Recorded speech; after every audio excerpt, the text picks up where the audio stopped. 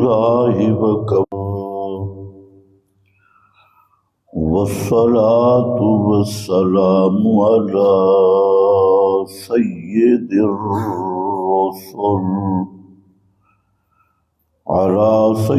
الرسل وخاتم الانبیاء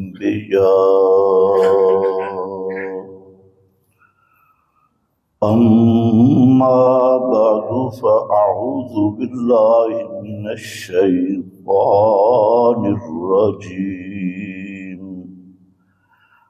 بسم اللہ الرحمن الرحیم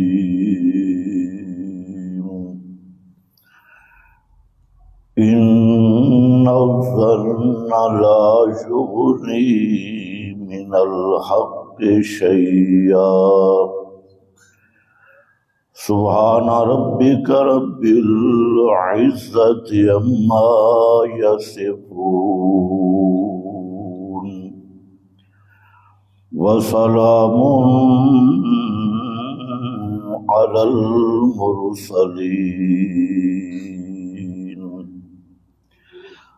والحمد للہ رب العالمین۔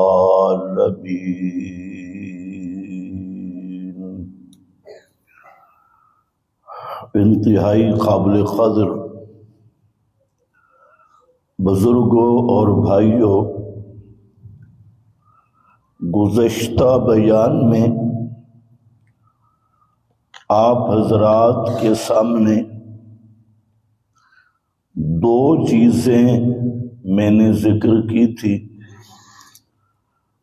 جمعہ کا وقت کم ہوتا ہے اور آج اور زیادہ کم ہے، تو مختصر طور پہ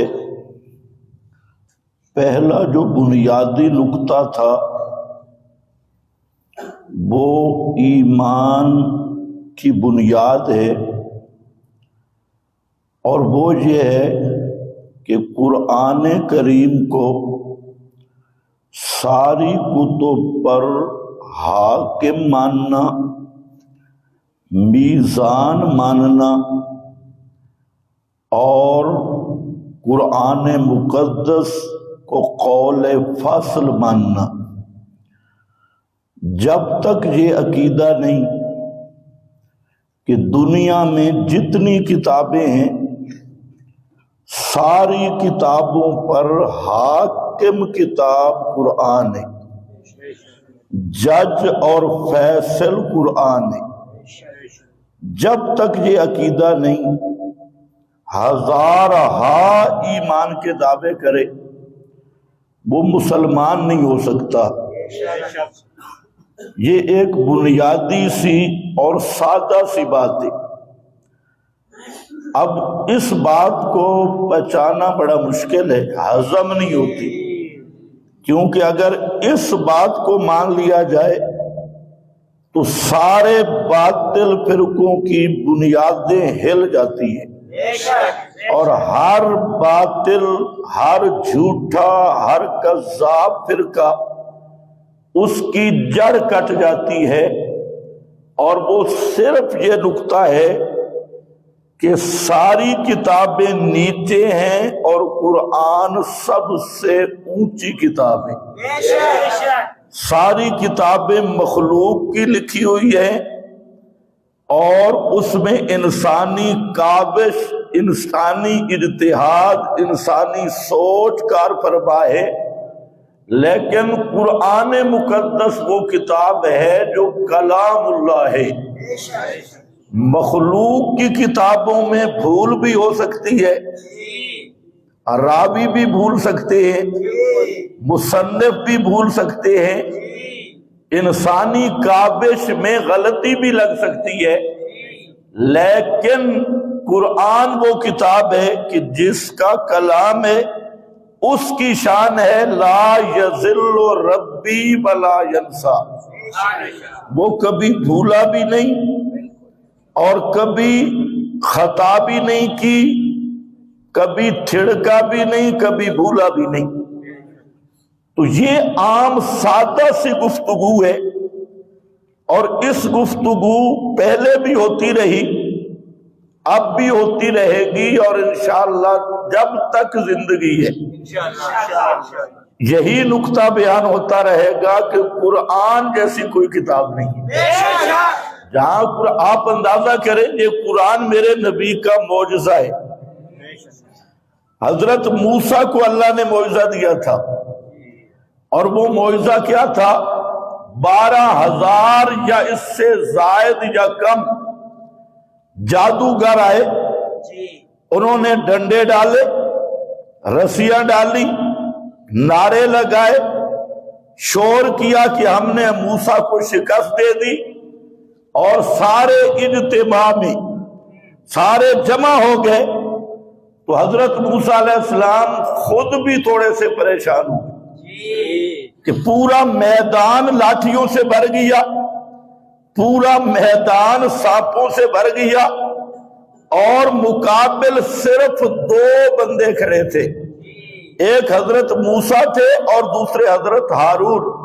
سارے جمہور مقابل تھے اور سارے کتے بلے جمع تھے، اور وہ سب کے سب 2 نبیوں کے مقابل آئے تو حضرت موسیٰ علیہ السلام کو طبی طور پہ تھوڑی سی گھبراہٹ ہوئی، طبی طور پہ تھوڑی سی پریشانی ہوئی، اور اس میں بھی اللہ کی حکمت تھی۔ اللہ رب العزت یہ بتانا چاہتے تھے کہ معجزہ نبی کے اختیار میں نہیں ہوتا، اس لیے حضرت شیخ القرآن رحمت اللہ علیہ فرماتے تھے کہ حضرت موسیٰ علیہ السلام اوجس فی نفسہ خیفہ، تھوڑا سا ڈر محسوس کیا، اس واسطے کہ ڈور اپنے ہاتھ وچ نہیں۔ معجزہ بھئی میں ڈنڈا ڈالوں گا تو سانپ بن جائے گا، نہیں، ڈنڈا ڈالنا حضرت موسیٰ کے بس میں تھا، لیکن اس ڈنڈا کو سانپ بنانا وہ کس کا اختیار تھا؟ اس لیے تھوڑا سا حضرت موسیٰ کو پسینہ بھی آ گیا، ڈر بھی گئے، اور دل میں گھبراہٹ بھی آئی۔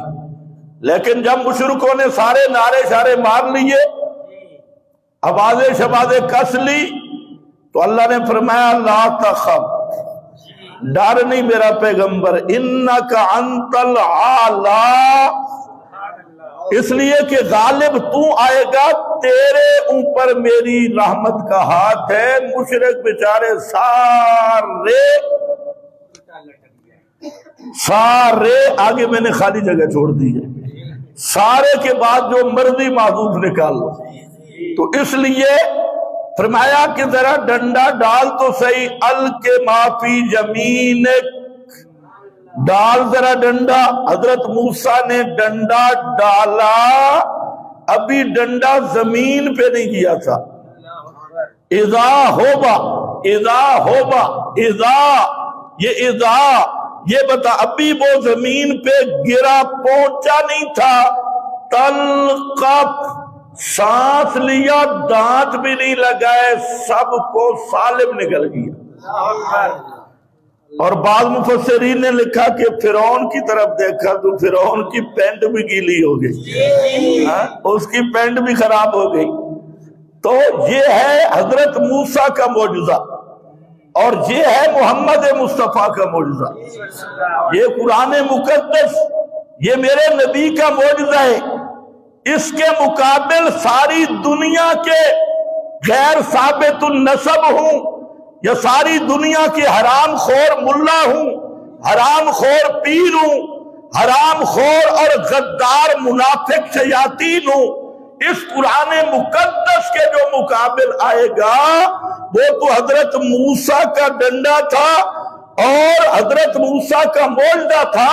یہ معجزہ محمد مصطفیٰ ہے، اس کے مقابل آنے والا ہر ملا، ہر پیر، ہر منافق، ہر غدار، وہ دنیا آخرت میں ذلیل تو ہو سکتا ہے لیکن کتاب اللہ کا مقابلہ نہیں کر سکتا۔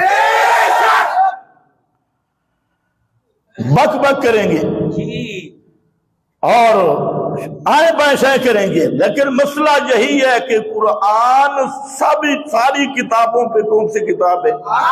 بولو ذرا اونچا بولو، کیا ہے؟ اب مولویوں نے بھی مطالعہ کو شروع کر دیا، اللہ ان کو ہدایت دے۔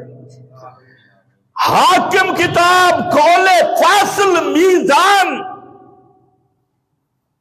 اب جب یہ ضرب لگتی ہے اور یہ ایسی ضرب ہے اس کو پہچانا بڑا مشکل ہے، تو میں تو کہتا ہوں مولانا حسین علی پہ خدا کی رحمت ہو، انہوں نے ایک میدان بھی بنایا، محنت بھی کی۔ آج بھی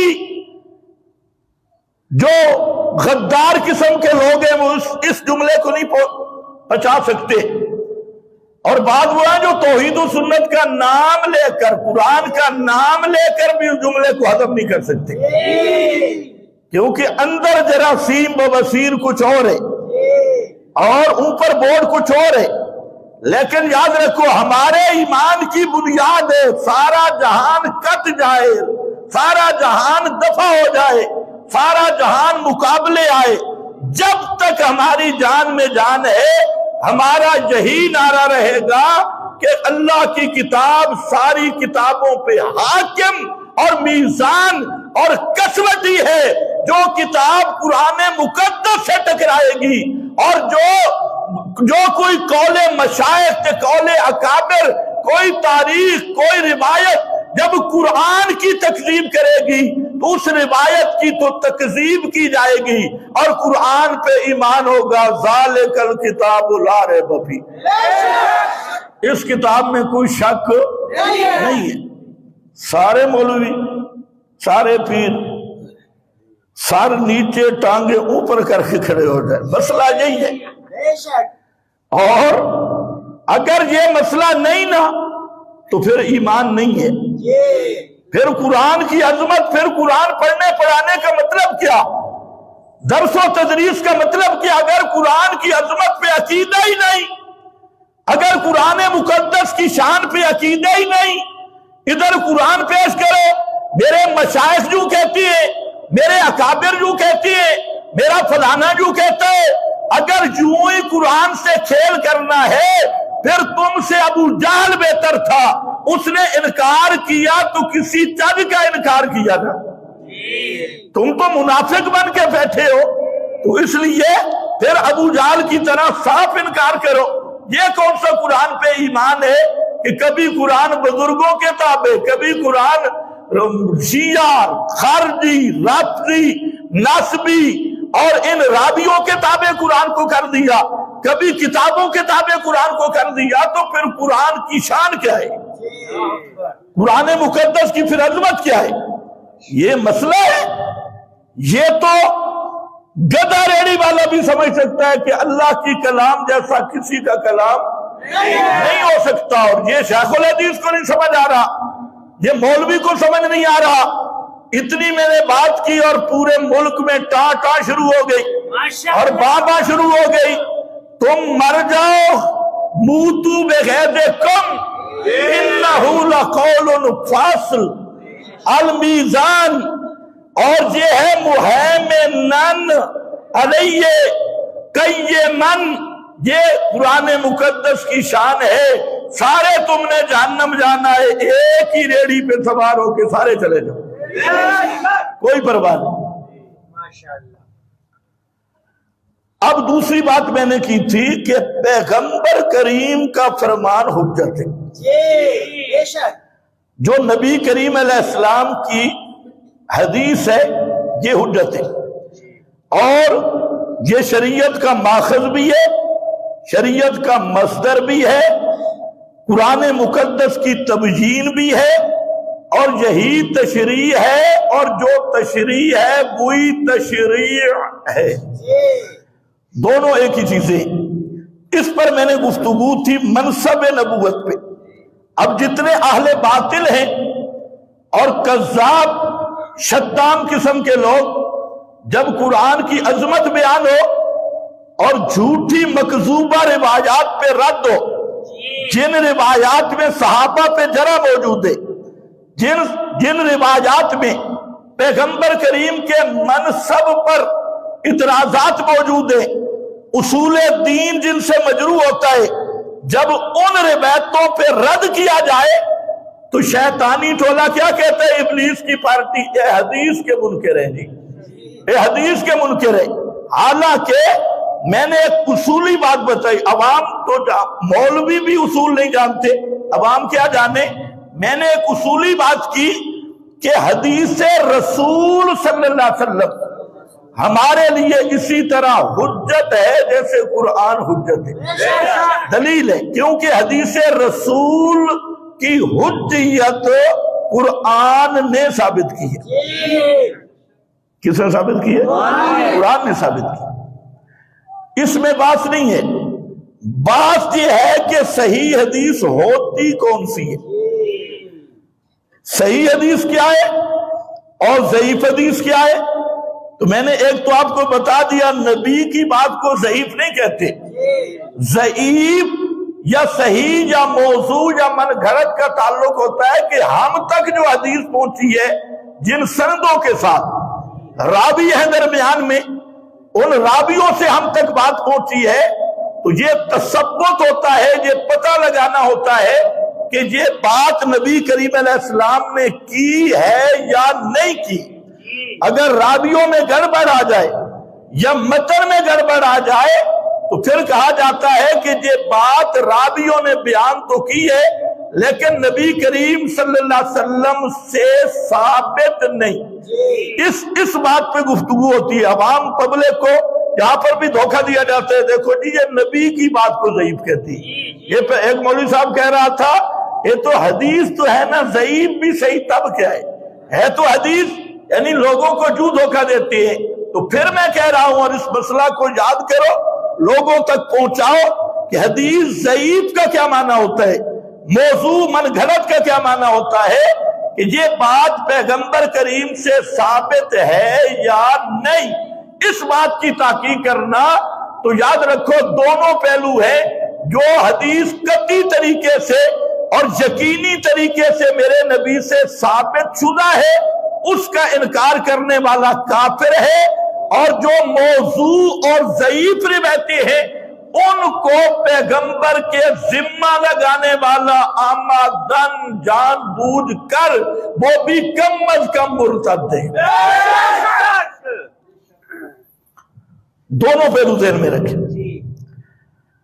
اب ہوتے ہیں کچھ درجات، اسی لحاظ سے درجے ہوتے ہیں کہ ثابت ہے، کس طرح ثابت ہے، یقینی طور پہ ثابت ہے یا ثبوت میں کچھ ظن ہے، گمان ہے کہ، اور پھر گمان کی بھی کئی قسمیں ہوتی ہے، تو اس میں بات ہوتی ہے۔ تو اس لیے جو خبر واحد ہے اس کی سند صحیح بھی ہو تو سارے محدثین، سب کے سب محدثین اس بات پہ متفق ہیں، جو اہل اصول فقہا اور محدثین ہیں، کہ جب سند صحیح ثابت ہو جائے تو پھر بھی یہ حکم نہیں لگ سکتا۔ علامہ ابن صلاح جو اصولیوں کا امام ہے، اور اس نے مقدمہ میں یہ بات لکھی کہ دونوں میں فرق ہے، ایک ہے اسنادہ صحیح، جو آج مولوی کو سمجھ نہیں آ رہا اور مفتی کو، اسنادہ صحیح اور ہے، حدیث صحیح اور ہے۔ سند صحیح ہو تو ضروری نہیں کہ متن بھی صحیح ہو۔ متن سمجھو، متن وہ کلمات ہے، ابھی میں تھوڑا اجرا بھی کروا دوں گا، متن وہ کلمات ہے، اور یہ وہ اصول ہے کہ بلا مبالغہ میں ممبر پہ بیٹھا ہوں، خدا کی قسم 1000 مثال کتب ستہ سے میں نے نکالی ہے، 1000 مثال، اور میری اپنی کوئی بات نہیں۔ محدثین شارحین 45 شارحین نے 1000، وہ تو میں نے نکالا، اس سے آگے چلیں گے، میرے پاس ٹائم بھی نہیں تھا، میں سفر پہ تھا، تو جہاں 45 شارحین حدیث اور 1000 مثال اسی کی موجود ہے کہ سند صحیح ہے لیکن متن پہ کلام ہو رہا ہے اور متن پہ بحث ہو رہی ہے۔ پھر اس بحث کے لیے بھی کچھ اصول ہے محدثین کے، کسی مقام پہ راوی نقل کرنے میں غلطی کر رہا ہے، کسی مقام پہ جان بوجھ کے راوی اپنا جملہ اس متن میں داخل کر رہا ہے، اور کسی مقام پہ وہاں پر راوی سے بھول ہو چکی ہے، کسی مقام پہ روایت کرنے والے کو غلطی لگ چکی ہے اور سند بالکل صحیح ہے، اس کو محدثین نے مستقل عنوان دیے تصحیف حدیث، حدیث تحریف فی الحدیث، محرم، مصاحب، یہ ساری حدیث کے اقسام ہیں۔ کاش یہ مولوی جو بابا کرتی ہیں یہ بیٹھ کے اصول حدیث دیکھ لیتے، تو 1000 مثال اگر ضرورت پڑی تو اس کو ہم آگے بھی بڑھائیں گے۔ صرف اب وقت نہیں، میں صرف چند نمونے اور ایک تمہید اس پہ پیش کرتا ہوں۔ تو میں پہلی بات یہ کر رہا ہوں کہ حدیث کا ایک درجہ ہے جو خبر واحد ہے، جو متواتر قطعی طور پہ پیغمبر کریم سے ثابت ہے، تو اس کا درجہ یہ ہے کہ اس پر ایمان لانا فرض ہے۔ اگر کوئی قطعی متواتر حدیث کا منکر ہے تو وہ کافر بن جائے گا۔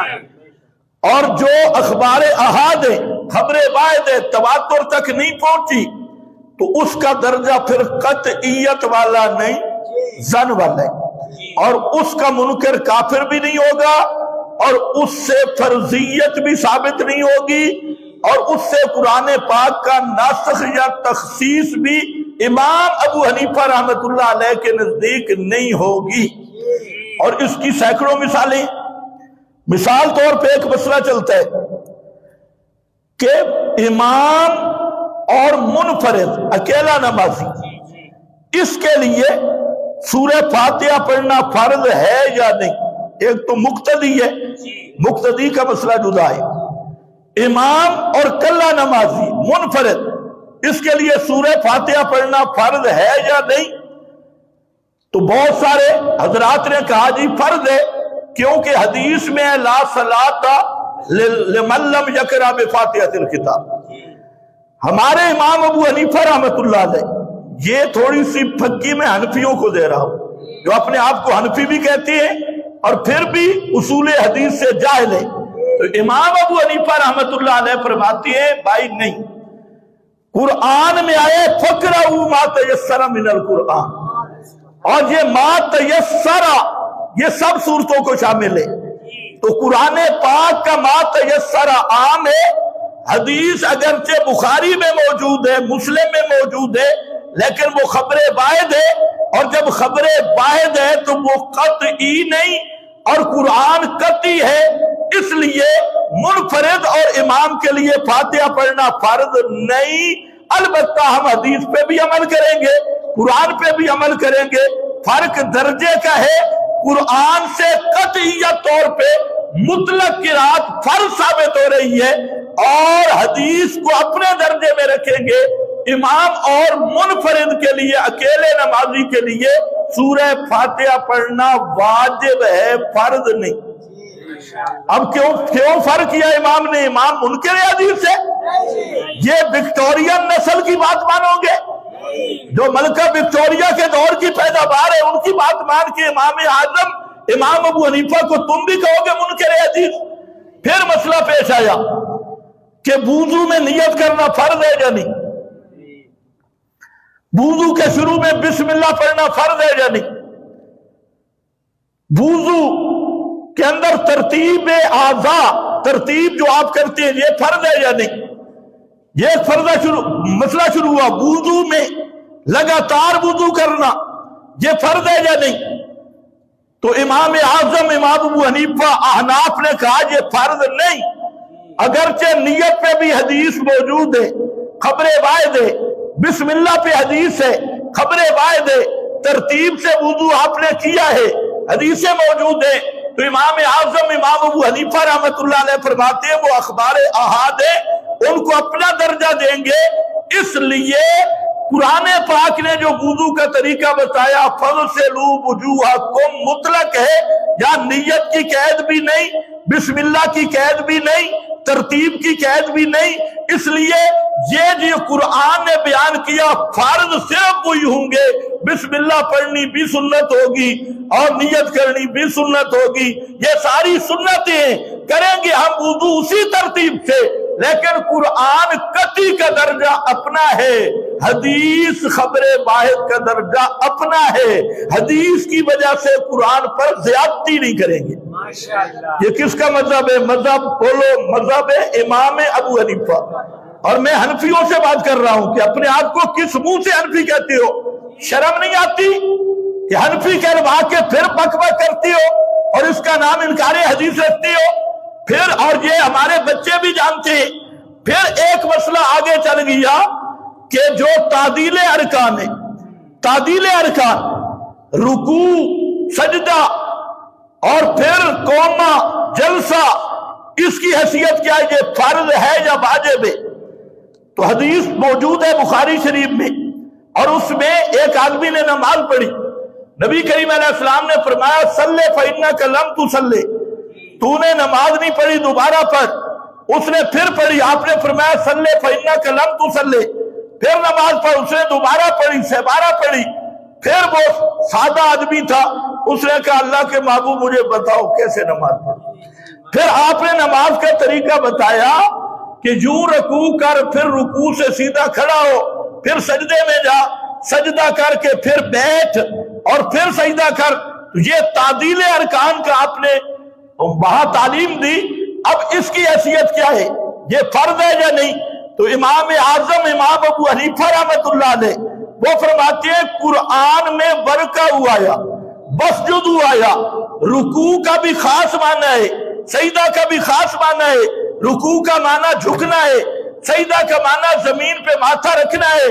اس لیے قرآن قطعی ہے، قرآن کا درجہ اپنا ہے، تو فرض تو ثابت ہوگا رکوع اور سجدہ، تعدیل ارکان فرض نہیں، وہ خبر باعث سے ثابت ہے۔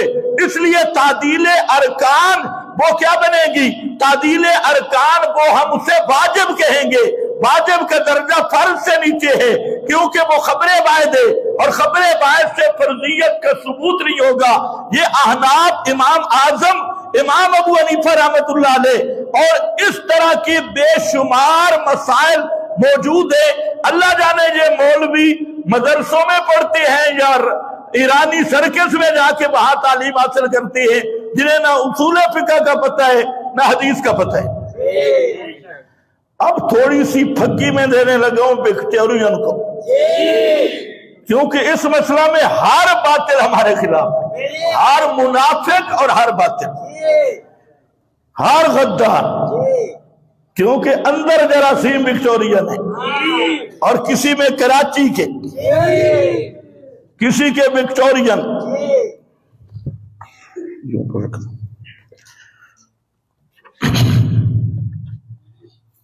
یہ میرے پاس ہے بخاری شریف۔ اچھا یہ آپ کو بتا دوں، یہ جو مولوی اب کلپ پہ جھگڑا کر رہے ہیں، کوئی چٹ داڑھی بھی ہے، کسی کی پوری سفید داڑھی ہے، کسی کی کم، اور کئی کہتے بھی توحیدی ہیں، انہوں نے اپنی کتابوں میں وہی کچھ لکھا ہے جو میں بیان کر رہا ہوں۔ یہ تو انشاءاللہ میں جو نشست ہوگی اس میں بتاؤں گا ہاں کہ ان حضرات نے کیا کیا۔ ہمارے لیے قابل احترام بزرگ ہیں، لیکن کم از کم اپنے لکھت کو تو اس کا تو لحاظ کرو۔ اور میں نے جو بات کی ہے کہ سند صحیح ہونے کے لیے، سند کے صحیح ہونا سے ضروری نہیں کہ متن بھی صحیح ہو۔ تو ہمارے بزرگ ہیں، اللہ ان کو زندگی دے، اچھی کتابیں لکھی ہیں۔ سراج الاسلام حنیف صاحب، انہوں نے خود یہ ضابطہ کئی مقام پہ لکھا ہے، لیکن ابھی بھولے ہوئے ہیں، ابھی بھول گئے۔ کئی مقام پہ لکھا انہوں نے یہ ضابطہ، یہ آئے گے حوالے۔ پھر اب تو وہ پتہ نہیں کون سی بولی، مجھے تو پشتو آتی بھی نہیں، سنا ہے کہ بڑی بولی بولی ہے انہوں نے بھی۔ تو میں ڈاکٹر صاحب سے کہوں گا، آپ ہمارے بزرگ ہیں اور ہم آپ کو محقق مانتے ہیں، لیکن نظر ثانی کی اپیل کرتے ہیں۔ اور یہ نہ ہو کہ یہ تیرا گھر نہ ہو جس کو تو نے آگ لگائی ہے۔ اگر اس طرح انکار حدیث کا فتویٰ آئے گا نا، تو ڈاکٹر صاحب نے بخاری مسلم پہ جو جرح کی ہے الامان والا پیس، ہاں سوال یہ ہے کہ ہم آہا بھی کرتے ہیں تو ہو جاتے ہیں بدنام، وہ قتل بھی کرتے ہیں تو چرچا نہیں ہوتا، پرچہ نہیں ہوتا، چرچا نہیں ہوتا۔ اور ڈاکٹر سراج الاسلام صاحب ہمارے محترم بزرگ ہیں، لیکن انہوں نے بخاری اور مسلم کی روایات پہ بھی زبردست جرح کی۔ اکرمہ راوی ہے، اکرما کو لکھتے ہیں خبیث، اور یہ بخاری کا راوی ہے، مسلم کا راوی ہے۔ اگر بخاری مسلم کی حدیثیں نکالو پتہ چل جائے گا کہ یہ راوی کہاں کہاں موجود ہے۔ ابن عباس کا شاگرد اکرما، اس کو کہا یہ جھوٹا تھا، یہ خبیث تھا۔ اب یہ جھوٹا اور خبیث تھا تو کتنی بخاری مسلم پہ جرح ہوگی؟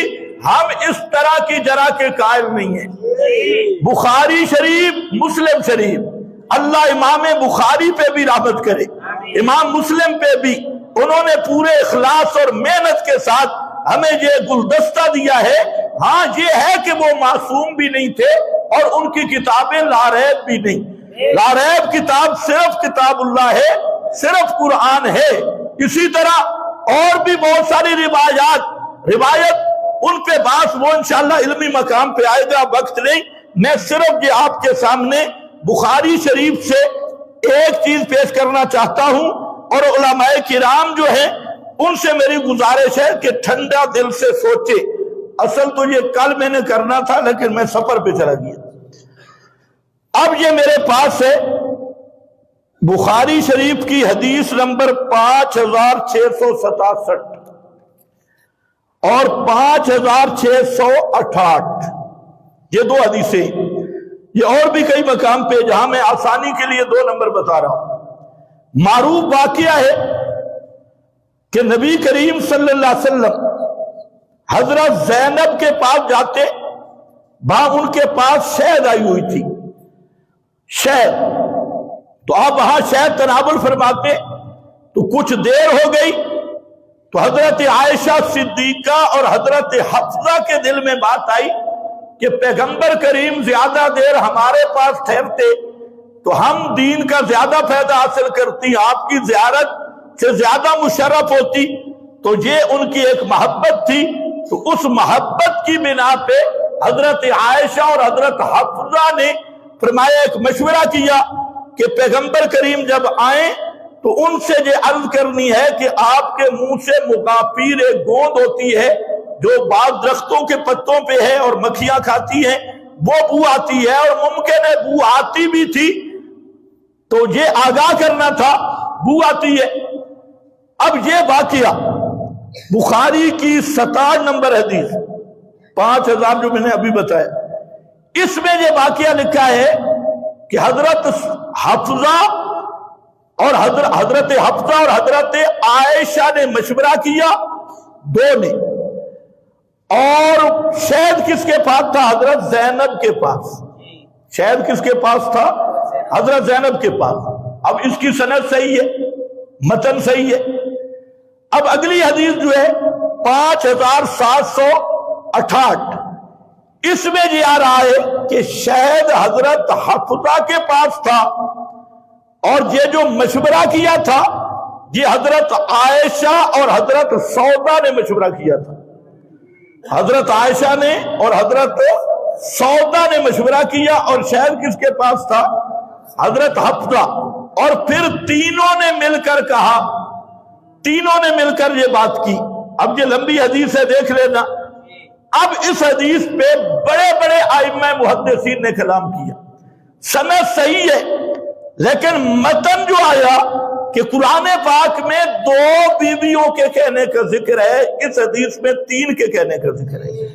اس لیے انہوں نے کہا کہ یہ حدیث مرجوع ہے، اس کا متن مرجوع ہے، اور راجح جو ہے وہ 5267 نمبر حدیث وہ راجح ہے کہ شاید حضرت زینب کے پاس تھا، اور مشورہ کرنے والی حضرت حفصہ اور حضرت عائشہ تھی۔ اور یہ جو روایت آئی کہ شاید حضرت حفصہ کے پاس تھا اور مشورہ کرنے والی حضرت سودا اور حضرت عائشہ تھی، فرماتی ہیں یہ روایت مرجوع ہے اور وہ روایت راجح ہے۔ توجہ کر میرا بھائی، سند بالکل صحیح، اور صحیح بخاری کی دونوں حدیثیں، لیکن وہی محدثین کہہ رہے ہیں، بڑے بڑے اجلہ محدثین، کہ یہ جو دوسری حدیث ہے حضرت سودا اور حضرت عائشہ کے مشورے والی، یہ متن صحیح نہیں، اور پہلی حدیث کا متن صحیح ہے۔ تو اس کو ذرا ذہن میں رکھ، سند صحیح ہے لیکن متن پہ کلام ہے۔ سند صحیح ہے لیکن متن پہ کیا ہے؟ کلام ہے، اور یہ بخاری شریف ہے، یہ بخاری شریف ہے، اور میں نے کلام نہیں کیا، بڑے بڑے اجلہ محدثین نے کلام کیا۔ جب ضرورت ہوگی میں حوالے جب دوں گا تو تم سننا بھی میرا خیال ہے پچا نہیں سکو گے۔ بڑے بڑے محدثین نے اس کی تحقیق کرو۔ ہاں علامہ ابن حجر نے تطبیق دینے کی کوشش کی، لیکن بڑے بڑے محدثین نے اس روایت اور اس روایت میں تعارض ثابت کر کے پہلی کو ترجیح دی اور دوسری کو مرجوع قرار دیا، متن پہ کلام ہوا۔ یہ بخاری شریف ہے۔ اسی طریقہ سے ایک حدیث میں آیا جس میں لفظ مسئلہ چل گیا کہ جو محرم آدمی ہے، محرم یہ نکاح کر سکتا ہے یا نہیں؟ محرم آدمی حالت احرام میں نکاح کر سکتا ہے یا نہیں؟ یہ ایک مسئلہ پیش آیا۔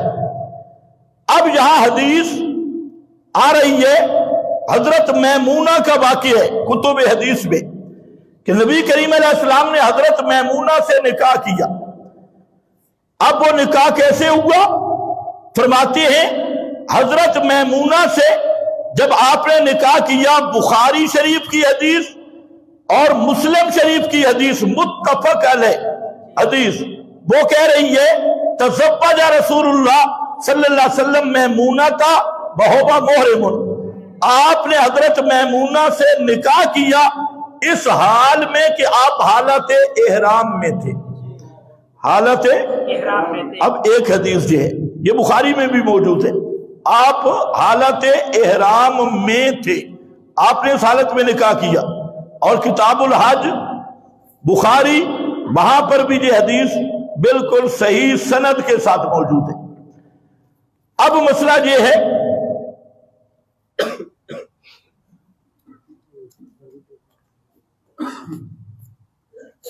کہ محرم آدمی کے نکاح، یہ بخاری شریف میں 1837 نمبر حدیث ہے، اس میں بھی آ رہا ہے کہ ان نبی صلی اللہ علیہ وسلم تزوج میمونہ وہو محرم، اور یہ حدیث جو ہے 4258 نمبر پہ بھی موجود ہے، اور اسی طرح 4259 نمبر پہ بھی موجود ہے، 5114 نمبر پہ بھی موجود ہے، یہ بخاری میں سند بالکل صحیح۔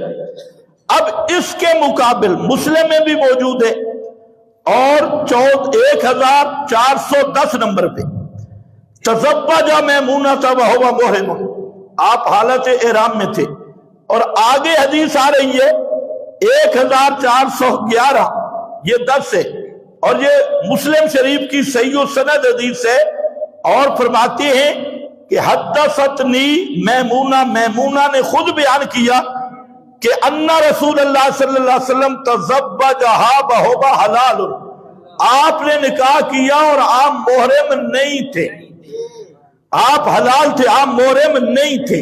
اب بخاری مسلم کہتی ہے محرم تھے، اور پھر مسلم کہہ رہی ہے کہ آپ محرم نہیں تھے۔ اب مجھے بتاؤ سندیں دونوں کی صحیح ہیں، متن کا کیا بنے گا؟ ایک حدیث ہے کہ محرم تھے، دوسری میں ہے کہ محرم نہیں تھے، یہ دونوں جمع ہوں گے؟ نہیں، محرم تھے یا محرم نہیں تھے، حالت احرام میں تھے یا حالت احرام میں نہیں تھے، یہ لیکن دونوں حدیث سے سند صحیح ہے، بات کس پہ ہے؟ متن پہ۔ اور اگلی بات اگر میں کروں تو تم برداشت بھی نہیں کر سکو گے، یہ جو حدیث ہے نا مسلم والی 1411، اس پر امام عینی نے تو سند پہ بھی جرا کر دی ہے، مسلم کی حدیث کی سند پہ علامہ عینی نے جرا کر دی اس پہ، لیکن تمہیں تو پتہ ہی نہیں، تم پتہ نہیں سرکس میں رہتے ہو یا مدارس میں پڑھتے ہو یا آئے کدھر سے ہو۔ اب یہ حدیث ہے، اس کو ذہن میں رکھو، یہ دوسری مثال آ گئی۔ اچھا پھر مسلم میں یہ حدیث اور مقام پہ 1409، اور پھر اس پہ جو حدیث آئی متعدد طرق کے ساتھ، اس میں فرمایا گیا کہ لا ینکح المحرم، محرم نکاح نہیں کر سکتا، بلا ینکح ہو بلا یخطب ہو، اور حضرت عثمان کی روایت ہے کہ محرم نکاح کر ہی نہیں سکتا، اب یہ دو حدیثیں یہ اور وہ بخاری مسلم کی، تو اب بات کس پہ ہوگی؟ متن پہ ہوگی کہ کسی راوی کو کہاں غلطی لگی ہے، ایک دو میں سے ایک صحیح ہوگی۔ اسی طریقے سے یہ میرے پاس مسلم شریف ہے اور اس کا جو مسئلہ ہے وہ بڑا اہم مسئلہ ہے، اور اس کو ذرا توجہ سے سنو، اور تاکہ یہ بات جو ہے یہ میں مولویوں کے لیے کر رہا ہوں، شاید عام لوگ نہ سمجھ سکے تو تھوڑا صبر کر لیں۔ مسئلہ چل گیا مسلم میں کہ یہ جو رضاعت ہے، رضاعت کا مسئلہ، رضاعت مطلب دو بچے اکٹھا دودھ پیے ایک ماں کا، تو کون سا رشتہ ثابت ہوتا ہے؟ رشتہ رضائی، رضاعت کا رشتہ ثابت ہوتا ہے۔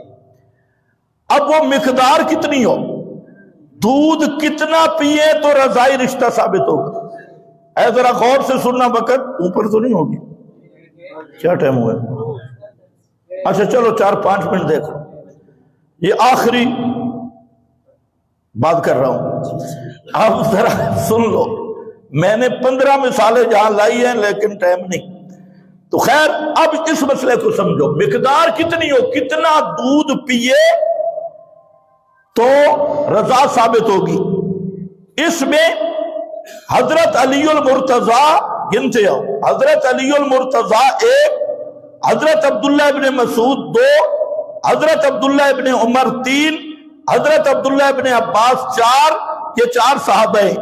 حضرت عطا تابی 5، طاووس 6، ابن مسیب 7، حسن بصری 8، مکحول 9، زوری 10، قتادہ 11، حماد 12، امام مالک 13، امام ابو حنیفہ 14، امام سفیان ثوری 15، اوزائی 16، امام لیث 17 محدثین۔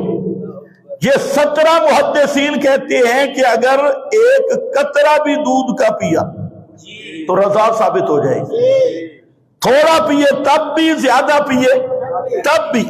17 جن میں 4 صحابہ ہیں، قلیل سے بھی رضا ثابت ہوگی، کثیر سے بھی رضا ثابت ہوگی۔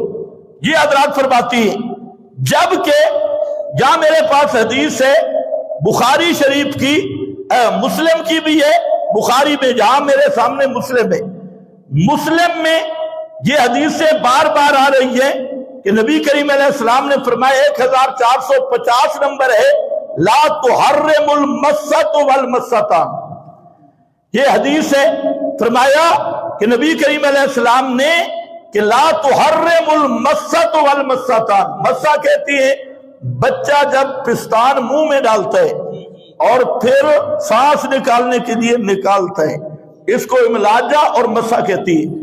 تو اس حدیث میں ہے کہ اگر ایک چوسنی ہو یا 2 چوسنیاں ہوں تو رضا ثابت نہیں ہوگی، حرمت ثابت نہیں ہوگی۔ ایک چوسنی یا 2 چوسنیوں سے حرمت ثابت، بولو، یہ مسلم میں آ رہا ہے، اور وہ 16 محدث کیا کہہ رہے ہیں؟ ثابت ہوگی، اور حدیث میں ہے کہ ثابت۔ اب ذرا سننا ہے، بڑا دلچسپ مسئلہ ہے، وہ کہتے ہیں ثابت ہے، یہ حدیث میں ہے نہیں۔ اچھا یہ حدیث آگے 1451 نمبر پہ، وہاں پر بھی حدیث ہے، فقال نبی اللہ، نبی صلی اللہ علیہ وسلم نے فرمایا، لا تحرم الاملاجۃ بل املاجتان، ایک املاجہ، ایک دفعہ منہ میں پستان ڈالے اور چسکی لگائے اور پھر منہ نکال کے پھر دوبارہ ڈالے پھر چسکی لگائے، 2 چسکیوں سے بھی رضا ثابت نہیں ہوگی، حرام نہیں ہوگا۔ یہ اگلی حدیث اگلی سند کے ساتھ بھائی، لا تحرم الرضع، ایک دفعہ چوسری لگانے سے حرام نہیں ہوگا، رضا ثابت نہیں ہوگا۔ پھر آگے حدیث ہے، یہ 5-6 حدیثیں جہاں آ گئی، پھر ایک حدیث آ گئی کہ 5 دفعہ چوسنیاں، 5 سے کم چوسنیاں لگائے تب بھی رضا ثابت نہیں ہوگی، رضا تب ثابت ہوگی کہ 5 چوسنیاں لگائے۔ پھر ایک حدیث آ گئی کہ 7 چوسنیاں لگائے، 7 چوسنیوں سے کم میں رضا ثابت نہیں ہوگی۔ اب ان حدیثوں کی سند صحیح ہے، دو چوسنیوں سے رضا ثابت نہیں ہوتی، رشتہ حرام نہیں ہوگا صحیح سند، 5 سے نہیں ہوگا صحیح سند، 7 سے نہیں ہوگا صحیح سند، جبکہ یہ 16 محدثین جن میں زوری بھی ہے، اس کو ذرا کہ منکر حدیث، پھر میں دیکھوں بخاری کہاں رہتی ہے، مسلم کہاں رہتی، ان میں امام احمد کی ایک روایت بھی ہے، اور پوری مسند احمد کو بھی جانے دے، امام مالک بھی ہے، موطا امام مالک کی ساری حدیثیں بھی گئی۔ یہ وہ بدھو کمپنی ہے کہ جو سارے محدثین کو منکر حدیث کہتی ہے۔ امام مالک کا سارا موطا گیا، کیونکہ یہ حدیثیں وہ 5 والی، وہ 7 والی، وہ 2 والی، یہ ساری 3 قسم کی روایات، یہ بڑے بڑے محدثین، امام ابو حنیفہ کو پر بھی منکر حدیث کا حکم، صحابہ علی ابن مسعود اور ابن عباس ان کو بھی منکر حدیث بنا دیا۔ اب ان شیاطین سے پوچھو ہماری ضد میں آ کے، جب تم نے صحابہ پہ انکار حدیث کا فتویٰ لگایا تو تم سے بڑا رافضی کائنات میں کو، سب سے بڑے تم رافضی ہو، اور صرف ہماری ضد میں۔ اب یہاں جو دلچسپ صورتحال ہے کہ شارحین حدیث کیا فرماتی ہے کہ یہ جو 16 محدثین ہیں ان کی دلیل کیا ہے؟ فرماتے ہیں یہ ان کی دلیل قرآن ہے۔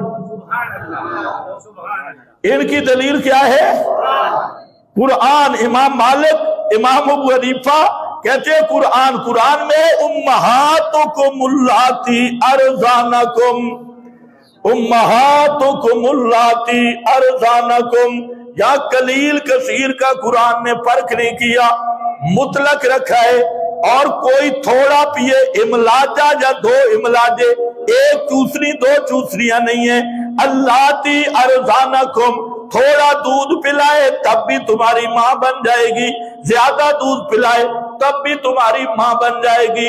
16 محدثین اور یہ بڑے بڑے فقہا یہ قرآن کو ترجیح دے رہے ہیں اخبار احاد پر، قرآن کو ترجیح دے رہے ہیں اخبار احاد پر۔ اب ان کو ذرا جرأت کر، ہمت کر، اگر تجھ میں غیرت ہے، اور وکٹورین نسل، اور یہ وکٹورین نسل یہ تو حدیث کی لگتی کچھ نہیں، جو خبیث کہیں کہ حضرت عمر کو قرآن حدیث نہیں آتا تھا، صحابہ کو قرآن حدیث نہیں آتا تھا، تو یہ تو ہے چٹے رافضی، اور اصل میری تقریر تھی بھی رافضیوں کے خلاف، لیکن یہ جو جلے ہوئے رافضی تھے یہ پچا نہیں سکے، اور یہ پھر نکلے۔ اب ایک مسئلہ یہ ذہن میں رکھ لو کہ امہاتکم اللاتی ارضانکم، آیت کی وجہ سے ان احادیث کو چھوڑا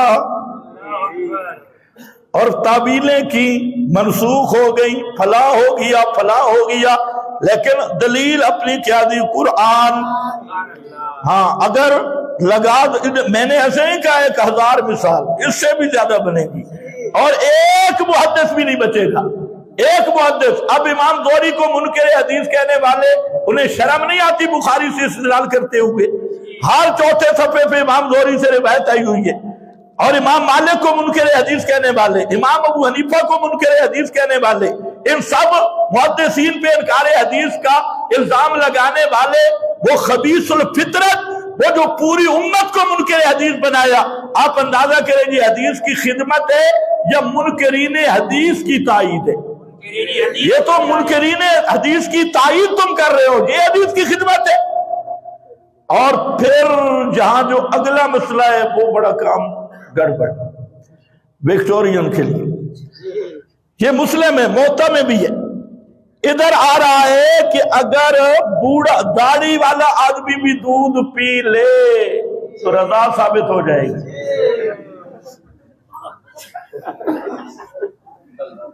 داڑھی والا آدمی وہ بھی دودھ پی لے، داڑھی والا آدمی بھی دودھ پی لے تو رضا ثابت ہو گئی، تو ماں بن ویسی ماں بن جائے گی۔ یہ مسلم کی حدیث ہے میرا بھائی، سند صحیح ہے، لیکن باز کس پہ ہے؟ متن پہ۔ حالانکہ جو ایسے جاہل ہیں لوگوں کو کیا کہتی ہیں؟ قرآن میں آتا ہے حولین کاملین، امام ابو حنیفہ نہیں مانتے، حالانکہ انہیں یہ بھی نہیں پتا کہ حق ارضا کیا ہوتا ہے اور رضاعت کیا ہوتی ہے، دونوں کا فرق نہیں آتا، نہ حق ارضا کا نہ رضاعت کا۔ تو اب ہم ان سے پوچھتے ہیں، لوگوں کو تم پڑھتے ہو حولین کاملین امام ابو حنیفہ پہ جھوٹ بولنے کے لیے اور بہتان لگانے کے لیے، تے اے ہن تہاڈا چٹی داڑھی والا شیخ الحدیث اگر کسی عورت کو لے بنے، کسی عورت کا دودھ پی لے، تو تم تو کہتے ہو اس حدیث کے مطابق ذرا کرو عمل، اس پر بھی رضاعت الکبیر وہ بھی ثابت ہو جائے گی۔ اس لیے غیر مقلدین سے عرض ہے کہ تمہارے جو بڈھے ہیں یا بڑے ہیں، ان کو زنانیوں کے قریب جائیں تو ان کے منہ پہ بخارا لگا دیا کرو، کیونکہ اگر بخارا نہیں ہوگا تو ممکن ہے کچھ دودھ پی لے، اگر پی لیا تو کام گڑبڑ بن جائے گا۔ اس لیے اور بھائی حدیث کی سند صحیح ہے، لیکن کلام کس پہ ہے؟ بولو کس پہ ہے؟ بحث کس پہ ہے؟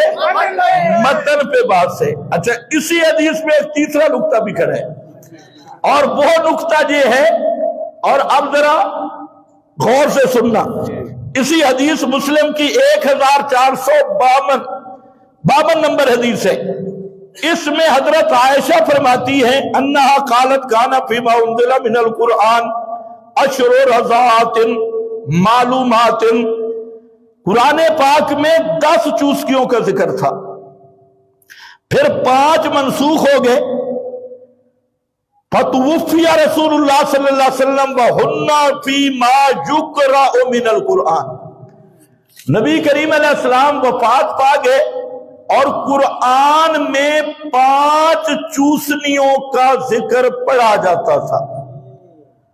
اب جو ہمارے پاس قرآن ہے اس میں نہیں ہے، توجہ ہے میری طرف؟ اونچے ذرا بولو۔